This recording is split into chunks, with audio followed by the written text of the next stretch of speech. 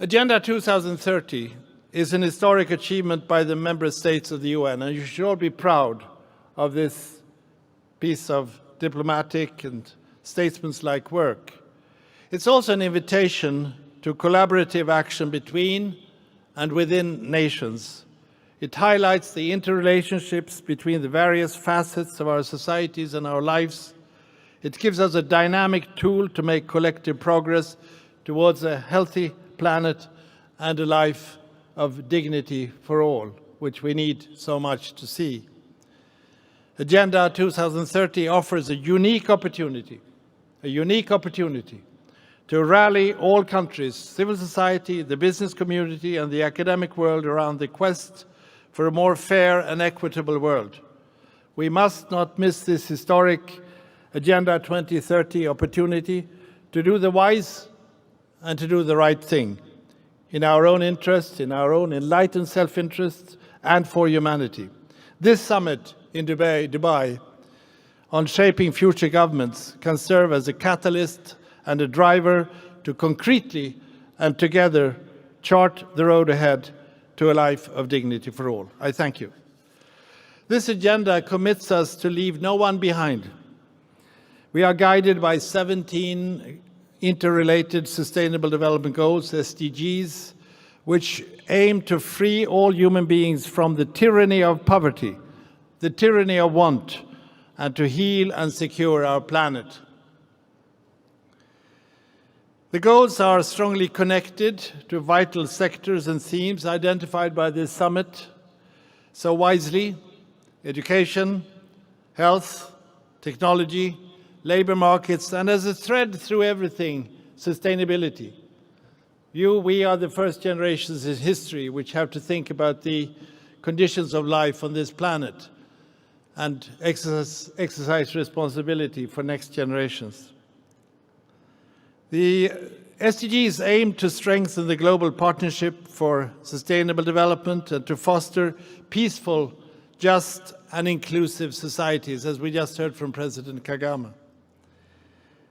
Our challenge now is to bring to life the agenda and the Paris Accord and to turn these important agreements into realities for people on the ground. This is our challenge. Now, I would like to highlight 4 factors, 4 guiding principles that can help make this happen, turning these goals into realities. The first is universality. I'll come back to it. The second is integrating the agenda in every nation, their plannings and their institutions. The third is using the agenda as a comprehensive framework and these goals as interrelated tools to make it happen. The fourth is keeping careful track of progress. Let me say a few words about each of these points. First, on universality. The SDGs reflect the obligations of all governments around the world to shape a better future. The agenda is to be implemented in all countries, rich and poor, large and small. The SDGs also reflect the aspirations, the dreams of millions and millions of people, men, women and children all around the world. Governments are key in setting the direction and creating the conditions for the implementation of the SDGs. Government leadership can unleash social and human capital by bringing voices and ideas into play from home and abroad. There are expectations, not least from youth, to have their voices heard. We should understand that we should not only speak for youth, we should also speak with youth, with and for youth. And youth are both objects, but they're also subjects.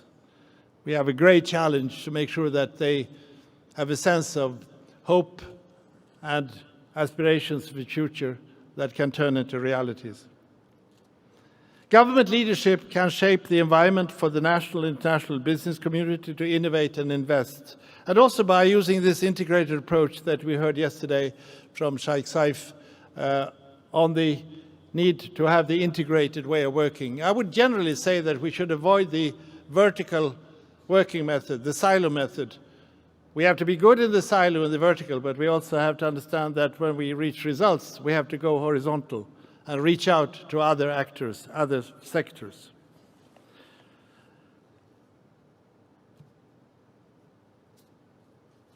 Several governments, like United Arab Emirates, already are framing national strategies and planning on the basis of the SDGs. Third, on the SDGs being a comprehensive framework, the SDGs build bridges between peace and security, development and human rights. The SDGs are by nature cross-cutting and mutually reinforcing, again confirming this horizontal approach of working that I think is absolutely necessary in today's world. The SDG agenda therefore calls for a whole of government, whole of society approach involving all areas and levels of government as well as of other partners. The MDGs, for instance, they almost always related to official development assistance and relationship donors, recipients, countries. Now we reach into areas which are not part of classical development policies, like how do we develop the transport sector, the energy sector, the agriculture sector. In other words, government have to already be involved in this international effort, which at the same time is national. So the borderline between national and international is really slowly disappearing. Apart from political will and effective governance, technology can bolster the ability to strengthen institutions. Quantitative models can help create scenarios and identify future pathways. My fourth point concerns keeping track of progress. In Agenda 2030, UN member states committed to review implementation of the SDGs at the country level, also involving civil society and other actors.